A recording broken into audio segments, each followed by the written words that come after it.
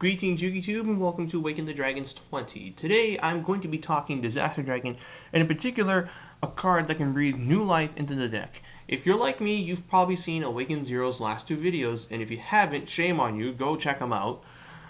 And basically in those videos he highlights a couple things about the deck. It can't operate as it was before, a new way has to be found. Light Pulsar Dragon just does not work in Disaster Dragon. Yes, you can shoehorn it in and do like shenanigans, but frankly, when you're putting Light Pulse into our deck, at the end of the day, you're going to be trying to do that soft lock loop. And if you're doing the Light Pulsar Red MD lock loop, then why are you playing Disaster Dragon when Chaos Dragon does it better? Ultimately, when you put Pulsar into a deck, all you're going to get back with him is Red MD, and then all Red MD is going to get back with his effect is Pulsar, as opposed to the Disaster Dragon where you use all of your dragons for some specific purpose. So it's just ultimately a clash of things, and yes, you can tech Pulsar into your deck, and I know some people will be like, oh, I run Pulsar on my deck and it works fine. You know what? That's great, that's fine, that's more power to you, but ultimately the card just does not work in Disaster. He does nothing to facilitate its strategy. He is his own deck, which is Chaos Dragon. But the other thing that got pointed out in those videos was that some other problems are at hand. In particular, there's a lot of destruction going around, and Stardust Dragon is able to help with that, but he can't do anything about the cards that target and don't destroy, like Dimensional Prison, Compulsory Evacuation Device, and to some extent Forbidden Lance, Forbidden Chalice, those type of cards. However, we do have one monster that gives us the kind of immunity to those cards, a great form of protection, and he's been around for a long time, having first been released in Flaming Eternity. And the card I'm talking about is the king of all dragons, King Dragoon.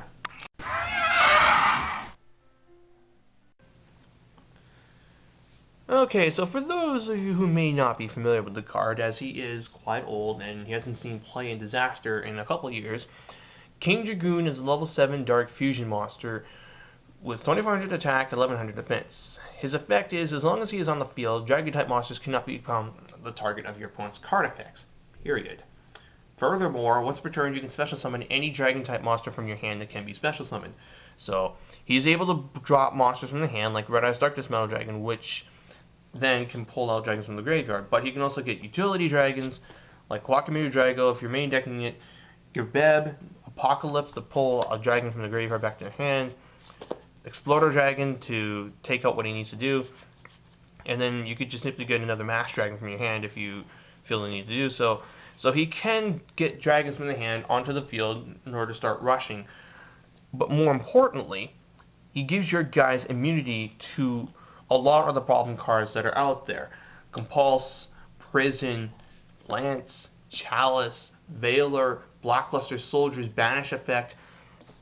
King Dragoon makes your dragons completely immune to your opponent's targeting effects, while you can still use your own targeting effects on them. So if they try and Bottomless or Torrential or Dark Hole this, which are the only cards that this guy can't stop, Forbidden Lance can protect it. Furthermore, he allows you to basically work with Stardust to create a really difficult field setup, because the cards that King Dragoon can't stop, Stardust Dragon can. And likewise, King Dragoon stops the cards that Stardust Dragon is unable to block, which would be Compulse and Prison. So, these are some very, very nice points about the card. However, he does have his shortcomings. First up would be his attack. 2400 is pretty low. The average attacking beat stick is 2500 and above, so you're going to have to protect this guy with Forbidden Lance, Compulse, Prison, Bottomless, Force, those kind of cards. Secondly, he's a fusion monster, and unfortunately, that's going to make him a little bit difficult to drop, especially with Future Fusion gone. Now, the only real means of dropping this thing would be with Dragon's Mirror, Polymerization, or as the builds around this guy used to do, Dark Hex Sealed Fusion. His fusion materials are Lord of Dragons and Divine Dragon Ragnarok. Lord of Dragons, nifty effect, but honestly, I'm not going to work with this guy. Instead, I am going to go with Divine Dragon Ragnarok plus a searchable fusion material, that monster that acts as a fusion material.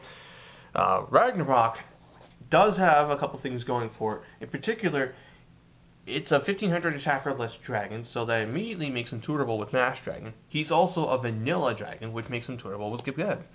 And frankly, at this point, Gebeb builds are probably already running Alexandrite Dragon and Luster Dragon, so you could just drop one of these and put a Ragnarok in alongside the other guy, and then you can just simply run over a monster, pull out a Ragnarok, Xyz summon, take him from there. Now, as far as getting the other material out though, that's a bit of a more tricky thing. The Dark Hex Seal fusion was once the go-to guy. You would just have Ragnarok on field, then drop a Dark Hex, pop them together, drop this guy.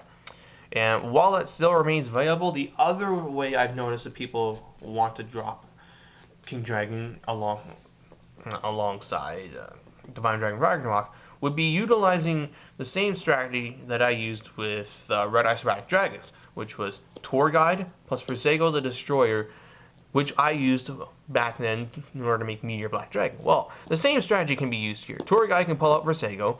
You can just go into a rank 3 like a Leviathan Dragon, detach, and if you've already got your Divine Dragon Ragnarok in the graveyard, you can just go Dragon's Mirror, banish those 2 cards, drop King Dragoon, and now you've got King Dragoon plus Leviathan Dragon, who can't be targeted by effects, and you've got a 2400 guy who also cannot be targeted by effects, who can then special summon, say, a Red MD from the hand, or whatever else you need.